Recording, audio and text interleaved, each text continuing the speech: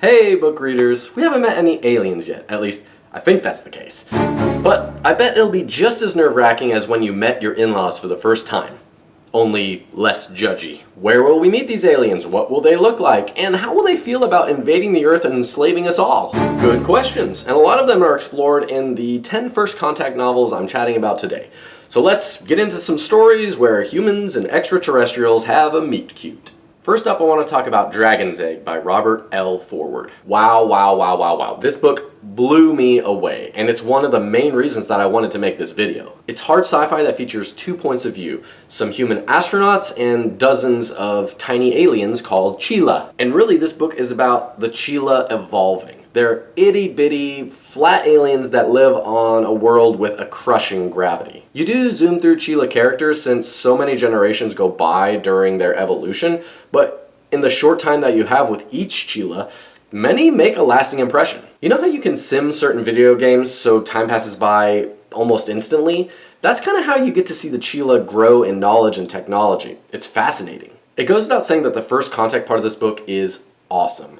It's really unique in how it shows both sides of the relationship and how each discovers and then figures out how to interact with the other. At the end of the day, this was like a top-notch Star Trek episode where we get to secretly or not so secretly witness aliens totally transform from the first page to the last, and I can't recommend it enough. Up next is Chocky by John Wyndham. This is another one that I read recently and really loved. It features a young boy named Matthew, and he starts hearing voices, and his parents just kind of chalk this up to, oh, he has an imaginary friend just like our daughter did. But the voice inside Matthew's head is making him ask questions that a kid of his age really shouldn't be asking, really in-depth, smart questions. And he's also doing things that he's never done before, and observing the world around him in a really unique way. Eventually, this makes Matthew's parents freak out, especially his mom.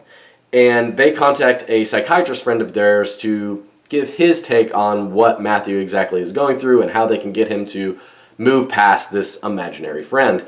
Well, the psychiatrist checks him out and basically says that he doesn't see anything that lines up with any notion of an imaginary friend. Basically, the way that Matthew is interacting with Chocky, this voice inside his head, it's a real person. It's really cool how the author reveals how Chocky is an actual being and how his parents or those around him start to actually believe in Chocky. And perhaps the best part is how Matthew himself is totally cool with having Chocky inside his head, but he also doesn't want to take credit for some of the things that Chocky is doing or saying. I did have just one gripe, and I know why the author made Matthew have this mysterious past. See, he's adopted, and so his adoptive parents don't have a gauge on his parents or his biology, his genetic history, where he came from. As a foster parent myself, though, this kind of irked me a smidge. Most of the kids in the system have some sort of trauma that they've gone through, whether that's due to abuse, neglect, drugs, or whatever other experience. And that already sets them apart in the minds of people when it's learned that they're adopted. So this book kind of furthers that stereotype that kids in the foster system or those that are adopted are vastly different.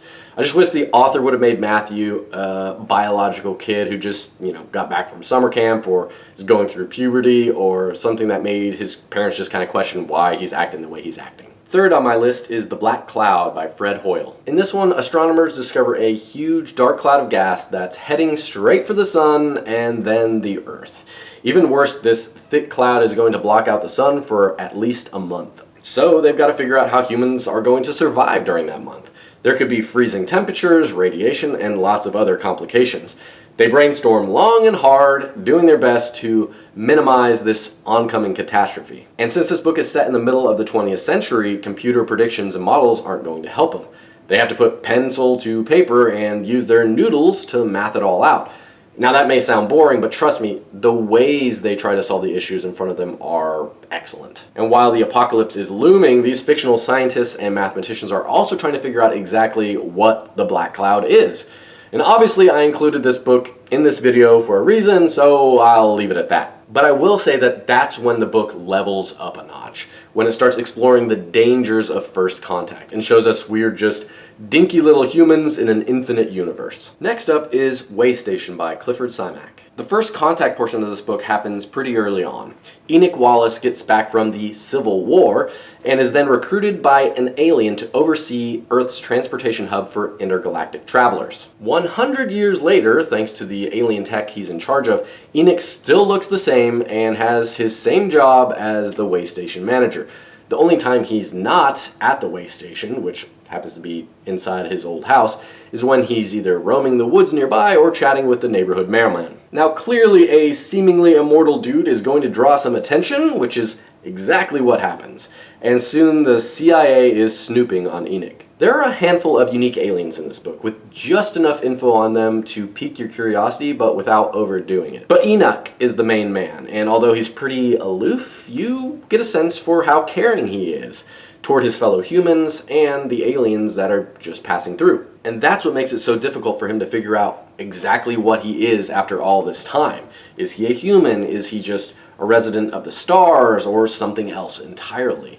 And based on that, what are his responsibilities to the people of Earth, who might be headed toward nuclear disaster? Up next is Eifelheim by Michael Flynn, a medieval German first contact novel. Who saw this crazy combo coming? Yep, this is a multi-period sci-fi with a historian and physicist in the present day wondering why this town named Eifelheim was abandoned in the 1300s and never resettled.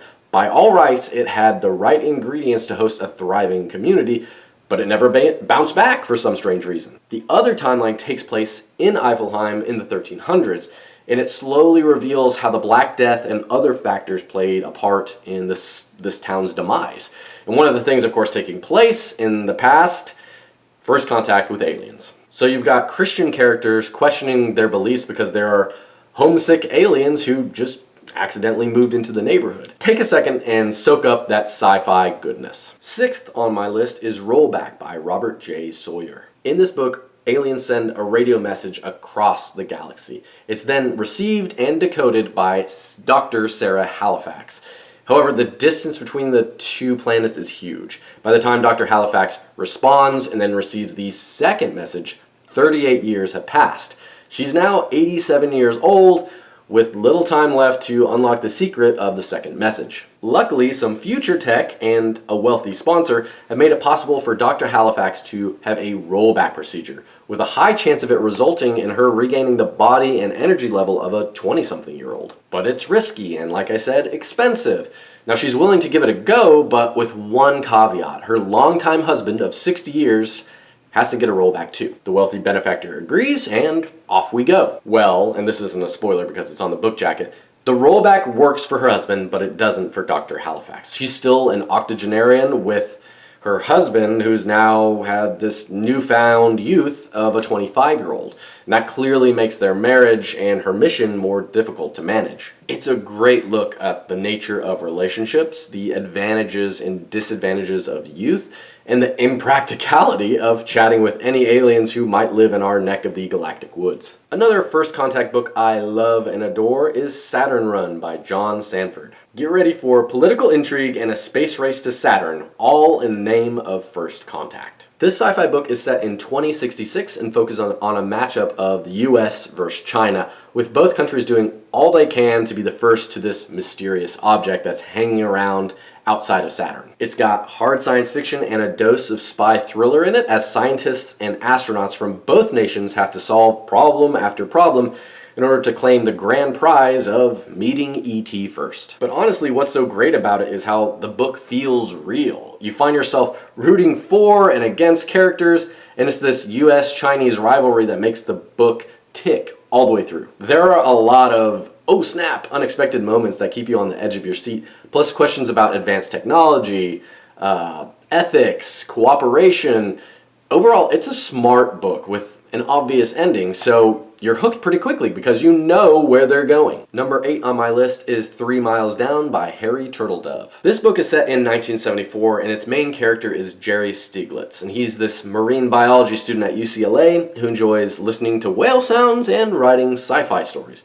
Then, out of the blue, the CIA offers him a bunch of money to join a top-secret project in the middle of the North Pacific Ocean. The cover story is that this project he's taking part in is raising a sunken Russian sub and maybe harvesting some metals from the seafloor, The real deal, though, is that there's an alien spaceship resting on the bottom of the ocean, and the CIA is determined to bring it up to the surface and get inside it. Pretty soon, Jerry is trying to stay alive and keep the CIA at bay while he decides what to do with this world-changing intel that the US is just trying to hoard for themselves. Although the book doesn't spend an extended period of time on this boat in the middle of the ocean or studying the spacecraft, it'll hook you. It'll hook you good. But just a heads up, there are tons of 70s pop culture references. Like, too much. It's to the point where I was rolling my eyes anytime another one was mentioned. However, it's all worth it because this is an interesting look at the ethics involved in a first contact scenario. Should only a few people know? Should everyone? And what's our responsibility when it comes to sharing knowledge with our enemies? Ninth on my list is Steal Across the Sky by Nancy Kress. In this sci-fi book from 2009, aliens called Atoners show up on Earth's moon and put out an advertisement, recruiting 21 humans to be witnesses. Now, these people's jobs will be to check out other far-flung civilizations and report back on what they see. The aliens say that they've committed some wrong against all of humankind, and they're doing this to make up for it, which is why they're called Atoners. Basically, they tell people, you'll know what we did wrong when you see it. So there's this mystery happening that includes a few shocks and surprises along the way, and then the book turns to focus on the humans coming to terms with the knowledge of what the Atoners have done. It's a real page-turner that puts 90% of the weight on the story and 10% on the characters, so there's that. But if you love a good sci-fi plot, Steal Across the Sky offers up something absolutely worthwhile. And last on my list is Agent to the Stars by John Scalzi. This is by far the silliest book on this list. In it, First Contact is being engineered for the most positive experience possible. But that's going to be difficult since the aliens introducing themselves to humans are hideous, smelly, blobby things. So the aliens hire a hotshot Hollywood talent agent to help make themselves more marketable to humanity. Like I said, it's a not-so-serious take on First Contact, but still enjoyable because, one, it pokes fun at the entertainment industry, and two, it begs an interesting question about our reaction to First Contact if the aliens were super gross. It'll make you laugh and it'll make you think about this crazy what-if scenario. What other great sci-fi books involving First Contact would you recommend? Add your suggestions to the comments. And if you enjoyed this video, please take a second to like and subscribe. Otherwise, if the aliens have a list of names they're sorting between probe and do not probe, I can't promise I can help out as much as I could have. Happy reading.